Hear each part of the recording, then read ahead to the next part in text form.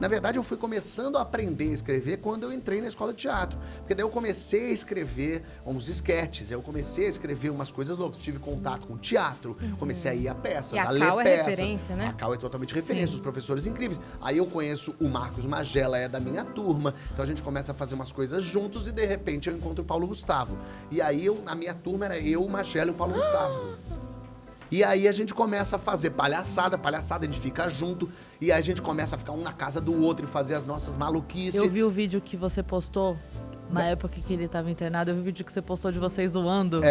Aquilo foi muito engraçado. Vocês na casa ali zoando. E, nossa, aquilo foi muito engraçado. E aí eu comecei a escrever pra mim e pro Paulo, porque o Marquinhos repetiu de ano, e o Marquinhos não acordava, ele não ia nos nossos ensaios, o Marquinhos era uma maravilha. E aí eu e o Paulo comecei a escrever, eu ia pra noite, a gente estudava à noite, eu levava os escritos, porque não tinha WhatsApp. Então eu imprimia em casa e chegava lá, Paulo, olha o que eu escrevi pra gente, você é uma advogada com hipocondríaca e eu sou um mendigo, vai! E aí o Paulo lia ali na hora, a turma juntava pra ler e a gente fazia umas leituras. E o Paulo falava, não, isso aqui tem que ser desse jeito. Eu mexia pra no dia seguinte levar. E a gente começava a trocar umas ideias e gravar umas coisas de esquete. E eu escrevia tanto esquete que daí umas outras... Porque daí eu e o Paulo viramos meio um acontecimento na escola. Porque eram os meninos engraçados, ficavam o tempo todo fazendo alguma coisa. Então as pessoas começaram, as outras turmas que tinham acabado de entrar, começaram a querer fazer textos meus. Então eu escrevi uns esquetes para as turmas de teatro. Caramba! E eu era um aluno, então foi um acontecimento. Então isso foi uma maravilha, conhecer essa gente toda. E aí eu me formo na escola de teatro em 2005, com o Paulo, fazendo a mesma peça que o Paulo, fazendo o mesmo personagem. Eu fazia o João Ternura jovem e ele era o João Ternura que estava num limbo. Fiquei até emocionado agora. Porque a mulher era muito... Foi muito esquisito o que aconteceu esse dia. E o Paulo fazia esse personagem, era muito curioso, porque a gente não contracenava, porque ele era eu do limbo, esse João Ternura que já estava num outro lugar. E eu lembro que eles passavam um pelo outro se olhando assim, mas o Paulo era um filho da puta, ele ficava no coxia, ele ficava me fazendo rir, porque tinha uma atriz que fazia comigo, que tinha uma hora que ela tirava a roupa, ficava pelada na minha frente, ficava o Paulo atrás, sacaneando. Ela não via, era só me sacaneando.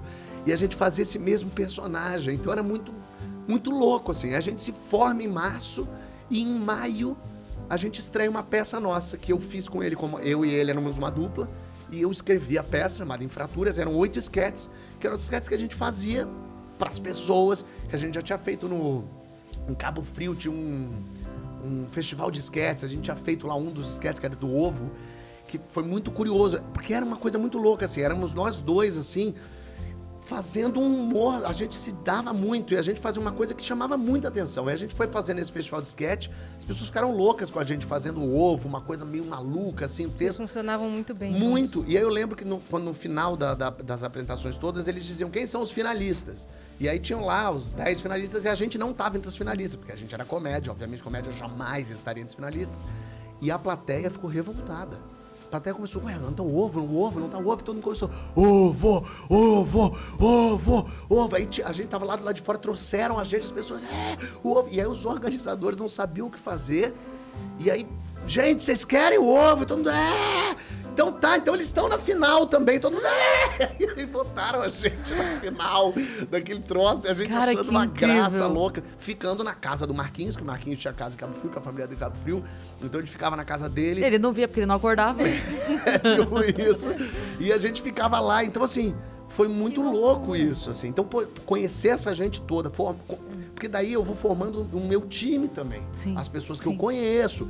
Eu acho que isso que é muito importante de uma faculdade, é você fazer as amizades da tua área. Porque os meus amigos todos de São Paulo, que sou amigo até hoje, mas um é engenheiro, outro é advogado, outro é administrador. Que é bom também, o humorista conhecer advogado é sempre bom, a gente gosta. Bom.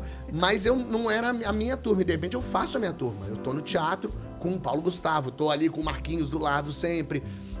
E conhecendo gente. E quem estuda teatro geralmente é porque realmente vai seguir naquilo. Médio, sabia que não? A gente, na nossa turma, provavelmente 70% um era dentista, um era médico, um era não sei o quê. Mas assim, talvez tivesse o sonho de fazer, mas a vida é muito dura, não dá pra você... Eu tive a sorte, eu era super privilegiado, Eu morei na casa da minha tia, não precisei pagar conta nenhuma. Meus tios pagavam todas as contas pra mim. Então eu podia ficar escrevendo esquetes de madrugada, de acordar tarde, fazer cursos e ficar fazendo maluquice com o Paulo Gustavo, entendeu? E uma outra coisa que acontece também é que, diferente de outras profissões, o ator mediano, o artista mediano, ele não consegue se sustentar tão bem. O que eu digo assim, um dentista pica, ok, ele vai ser muito pica. Mas um dentista mediano, ele se sustenta legal. O artista é mais difícil se sustentar. Ele Sendo tá mediano, aí, exato, ele vai fazer, mas é muito mais difícil, né? Então, quando você conhece gente, é uma maravilha. É uma porque daí maravilha. Você conhece... Geralmente, quando eu vou assistir peça, eu adoro assistir peças de teatro, mas 80% de peças de teatro são horríveis. É horrível o teatro. Mas eu amo, eu sento na primeira fila, eu gosto até do sofrimento. E aí, geralmente... É gostoso mesmo, né? Eu amo. Você gosta de ver Open Mic? Como é que é? Open Mic, você gosta de Eu assistir? fico com aflição. Você fica mal, eu fico com aflição. Me dá agonia, mas eu vejo. Mas aí, quando você vê uma peça e tem uma pessoa muito ruim fazendo, muito ruim, não tenha dúvida, ela é a dona do espetáculo.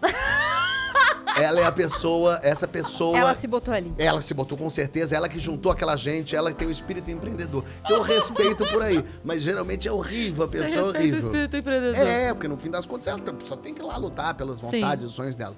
E aí eu fiquei 1 ano em cartaz com o Paulo, a gente fazendo um fracasso retumbante, lógico, quem ia assistir 2 moleques que ninguém sabe quem são. E aí, mais a gente aprendendo ali, a gente meio junto, a gente meio brigava, e aí ficava meio separado, depois voltava. E aí a gente ficou esse 1 ano em cartaz e o Paulo começou a escrever um projeto chamado Minha Mãe é uma Peça. E o Maurício Sherman foi assistir ao espetáculo e me chamou para escrever para Globo. Então, no fim desse 1 ano que a gente ficou em cartaz, foi quando o Paulo foi fazer Minha Mãe é uma Peça e eu fui escrever pra Globo. E aí, os nossos caminhos tomaram outros rumos, assim, lógico. 2006? Isso foi 2006. E aí foi, em 2006, o Paulo começa a ensaiar a peça. Eu fui no ensaio geral, imagina, eu era muito amigo, eu li a peça e tal. E eu fui lá escrever. E em 2006 foi quando eu tava já uns 6 meses lá no Zorra Total, escrevendo Zorra Total, que foi um momento que eu odiava assistir o Zorra Total. Eu achava muito ruim aquilo. Eu não tinha a menor graça, eu tinha até uma raiva daquilo. Mas aí quis o destino falar, você tem raiva, não quer escrever aqui não, minha linda? E aí eu pensei, talvez seja um bom lugar para eu entrar na Globo, ganhar meu dinheiro finalmente, poder exercitar, porque quando a gente ainda é jovem, a gente tem uma prepotência de achar que a gente é o melhor, que a gente escreve maravilhosamente bem. E foi no Zorra, que tinham ali 25 roteiristas, que eu descobri como escrever em grupo, como respeitar o outro. Porque quando você acha que você tem a melhor ideia, aí você descobre que tem pessoas que têm ideias melhores que a sua, tem pessoas que pegam a sua ideia e melhoram ela. Vocês escrevem em grupo pro mesmo quadro? Pro mesmo quadro. A gente escrevia, todo mundo dava ideias e aí iam 3, 4 pro mesmo quadro. E aí escrevia Lady Kate, escrevia... Na verdade, quem vai escrever o quadro, ele só desenvolve a ideia que foi tida meio que na reunião do grupo, né? Exato. E aí eu tomava sempre... Eu tinha 21 anos ali, 22. Eu tomava a frente do computador, que eu sempre fui meio metido a organizar as coisas, sempre fui meio produtor. Mas eu tinha uma velocidade de ouvir todo mundo falando e colocando ali no computador as ideias de todo mundo. E fui aprendendo que tem dia que você não tem ideia boa e que os outros têm ideia melhor. Tem ideias horríveis do outro que você não pode falar, mas isso é um lixo. Você tem que... Como é que eu tiro desse pântano a florzinha? Como é que eu reciclo isso? Isso, mas é um super aprendizado, assim, de você não jogar fora tudo que todo mundo tá falando. E também pode ter uma puta ideia que só não entra pra TV. Também tem tem uma ideia isso, que não cabe exatamente. Na TV. E até porque é político também, aquilo ali. As pessoas que têm que gostar de você pra aceitarem a sua ideia, pra toparem fazer a sua maluquice. E aí eu contando isso, eu sempre contei muita história, sempre falei assim. E o meu chefe era o Cláudio Torres Gonzaga, ele era o redator final do Zorra Total. E eu lembro desse dia que ele falou, isso foi, sei lá, setembro, ele falou, Fábio, vai voltar o Comédia em Pé, sabe o que é isso? Eu falei, não faço ideia, ele é um grupo de stand-up, sabe o que é isso? Eu falei, não sei o que é isso. Aí ele me explicou mais ou menos o que era o stand-up, você conta, não tem personagem, é você falando. E eu falei, eu acho que eu já escrevi um negócio assim, vou te trazer amanhã. E aí eu escrevi à mão, eu trouxe pra ele um texto sobre gente chata, que eu tinha escrito, que eu não sabia o que era. Porque não era um personagem... Meu Deus, o seu chato, você tem um chato seu. Mas não é. Surgiu daí o chato. Daí. E aí eu tinha esse texto que eu não sabia o que era. Eu falei pra ele, vê se é isso. Ele leu e falou, isso é stand-up. Decora e no final de outubro a gente vai ter uma apresentação. Se apresenta lá. Meu Deus, eu tô passando. Falei, tá bom. E aí eu peguei aquele troço de gente chata e aí decorei, cheguei lá de bermuda e chinelo. O Cláudio falou, como é que você tá de chinelo?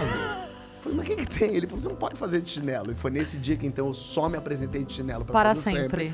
E aí eu fiz a apresentação ali. E o povo riu. O povo se divertiu e eu adorei fazer. Foi muito legal fazer um texto meu. Você voltou a ideia, na sua mente, a plateia do Jô? A plateia rindo? Não, um pouco. Na verdade, eu tava ali, nesse dia eu tava nervoso. Muito mais que no Jô. Caramba, no Jô, jura? Eu tinha certeza do que eu tinha na mão. Já Entendi. tinha feito, né, várias vezes. Ali não. Então aí eu fiz a plateia rir, o pessoal no final, muito divertido, muito legal. E aí o Cláudio falou, a gente vai fazer em novembro de novo mais uma apresentação. Muda o texto. 2006 isso ainda? 2006, novembro. Caramba. E aí ele falou, e era só amigo na plateia, porque óbvio, ninguém assistia aquilo ali. Era o Paulo Carvalho, o Cláudio Torres Gonzaga, o Niso Neto, o Fernando Caruso, que era muito famoso. O stand-up tava prematuro ali, né? Muito. E aí eu fiz essa apresentação a segunda vez, em novembro, e o Cláudio falou, consegui um esquema da gente, em dezembro, toda quarta-feira tem um bingo, que era do lado da minha casa, tem um bingo que eles chamaram a gente pra pagar, sei lá, 500 pila pra nós, pra gente fazer uma distração lá pro pessoal que tá apostando. Vamos fazer toda quarta-feira lá, faz os textos que você já tem, inventa uns outros. E a gente começou a fazer, os amigos e as pessoas estavam rindo, e aí o Cláudio falou, então, ó, ano que vem a gente entra em cartaz, em janeiro, a gente vai estar Laura Alvim toda quarta-feira e sexta, sábado no Grandes Atores. Então eu digo que eu comecei a fazer stand-up em 2007, quando eu então entendi o que era, escrevi texto e comecei a fazer. Então, quer dizer, tudo foi tendo um caminho. Eu acho que as coisas aconteceram rápido, mas no passo a passo, degrau por degrau, sabe assim? Não pulou nenhum na degrau. escola, eu fiz uma peça Sim. que ninguém foi assistir, mas que era nossa. Me chamaram pra escrever, eu comecei a escrever no Zorra, eu conheci gente, eu fui fazer stand-up. Aí foi me chamando pra fazer outras coisas. Aí eu conheci o Cláudio, me apresentou o Bruno Mazeu, o Bruno virou um amigão. Aí o Bruno me chamava pra fazer umas coisas que eu não podia assinar, porque eu não podia estar em outro canal. Eu fingia, mas trabalhava com ele, fui escrever cilada. Nossa. E aí eu comecei a andar, e aí comecei a ficar me conhecer as pessoas, que era o meu plano quando a Globo me chamou. O chefe falou, vem escrever o Zorra Total, o meu plano era, eu fico lá um pouquinho pra eu conhecer gente e ir embora correndo. Eu acho que até fiquei uns 4 anos no Zorra Total. Mas fui embora já com conhecidos e já pensando em quadro, e já escrevendo e não parando de criar, de escrever, de fazer coisa. Porque isso é do dia que eu descobri o que eu queria, eu não consegui mais parar de ter ideia. Eu tenho ideia sem parar. É uma agonia, uma aflição. Eu acho que é por isso que eu tenho psoríase. A psoríase é o corpo produzindo mais célula do que precisa. Eu produzo... Um corpo em erupção, assim. Eu produzo mais ideia do que eu consigo botar pra valer. Então eu comecei a me juntar com gente que bote as minhas ideias pra funcionar também, porque eu vou tendo ideia de filme, de livro, Sim. de série, de sketch, e de um programa, e de uma ideia de um negócio, e eu vou começando a fazer, vou fazendo, e vou botando pra frente, porque aquilo que eu não consigo viver sem isso. Eu lembro uma vez que você falou uma coisa, eu não sei nem onde foi, eu não sei nem se você falou para mim ou se eu ouvi você falando em algum lugar, mas que você disse assim, que as pessoas falam, que você tem muito... Como é que você consegue ter tempo, que você tem tempo? Aí você falou assim, não, mas eu tenho coisas que eu tô colocando hoje pra trabalho que estão escritas há 1000 anos, porque eu tô no avião, eu tô escrevendo. Eu paro, escrevo um filme, e aí quando alguém fala um filme, eu falo, tenho, e pego e entrego. Tipo isso. Quando eu fiz o Entre Abelhas, que é um filme sério, Sim. as pessoas falaram, Fábio, agora é o momento que você tá querendo não ser comediante. Eu falei, cara, eu escrevi esse filme tem 10 anos. Então eu nem era comediante quando eu comecei a escrever esse filme. Então é só porque as coisas vão... Eu tenho peça escrita pra quando eu tiver 60 fazer. Porque ninguém prega velho. Então eu já tenho coisas assim, já meio armadas na minha mão. Eu não tenho nem o que eu vou fazer amanhã, velho. Eu vou tentando criar. E é isso, muita ideia. A minha cabeça vai gerando coisas. Tanto é que pra conseguir dormir, eu não posso pensar. Eu tenho que deitar pra dormir e... Esvaziar. Zerar. Porque se eu começar a pensar em alguma coisinha do amanhã eu vou lá no podcast, acabou. Eu fico tudo. Eu vou lá, depois eu vou ter uma live, depois eu vou... Aí minha cabeça fica pensando, daqui a pouco, pô, isso aí ia ser engraçado no personagem. Aí eu não posso perder, então eu tenho que pegar o celular pra anotar a ideia. Então quando eu vou deitar pra dormir, eu tenho que zerar a minha cabeça. Você faz meditação? Não faço meditação, mas fico com muita vontade de fazer, sabia?